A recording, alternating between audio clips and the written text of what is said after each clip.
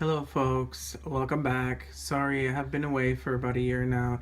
I have been busy with some projects, and now that they're done, I have been going back into the cornrow hunting. Actually, just this past weekend, I was in Florida and I went and picked up three boxes, a box of pennies, a box of nickels, and a box of dimes.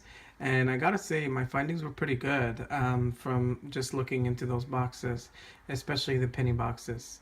So here are my findings. Um, I've separated these into two rows. One have the mint marks, and the first row doesn't have the mint marks.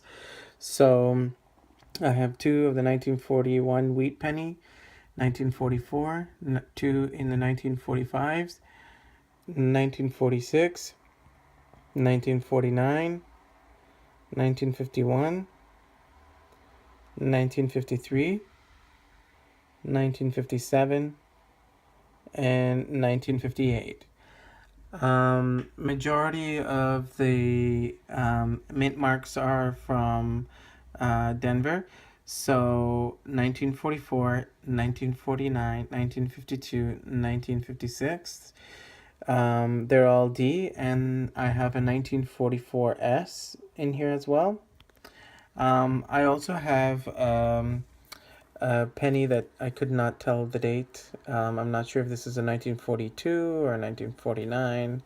I can't even tell if there's a mint mark on there as well. I also found an interesting penny here. It's from 1974. It has the Indiana, I believe this is Indiana map. It probably went through a machine or was counter stamped, but it looks pretty cool, and especially where it is. So I'm keeping this for my collection, just as a keepsies. It was pretty amazing when I found it. I was actually pretty happy. So moving on, I found 1988 and a 1989 D. These are actually BU kind of grading. I really like them. I actually don't have any that are in this good of a condition. So I kept these in my collection as well. Also, I found a couple of 2009s. There are 4 that have no mint mark and 2 that have the D mint mark. While I was looking through those pennies, I actually found a Canadian penny from 1947 with the King George VI on it. So I was actually pretty amazed to find this, so I kept it. I actually found a couple that had Queen Elizabeth on it. I put them back, so but I kept this one. It's actually pretty good. So moving on to the nickels, there are I have a 2 from 1939, and I believe that was the first year that they started making these, the Jefferson nickels. Prior to that, it was something else, I believe. And I have a 1940 no mint mark, and then I have an S mint mark from 1940 as well.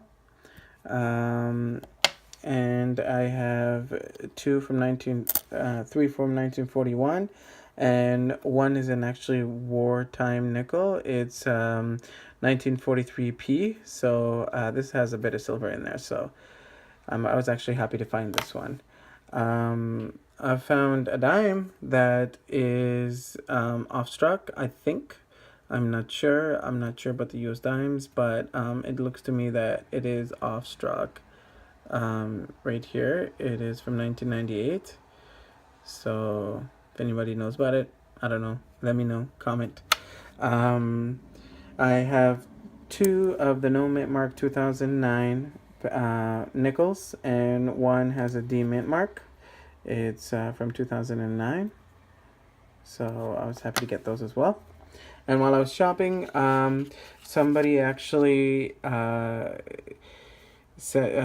gave me a bunch of quarters, and when I looked through them, it was a centennial quarter. So I kept this one. I have a few in my collection, so I'm just keeping this one. I just like the look of it.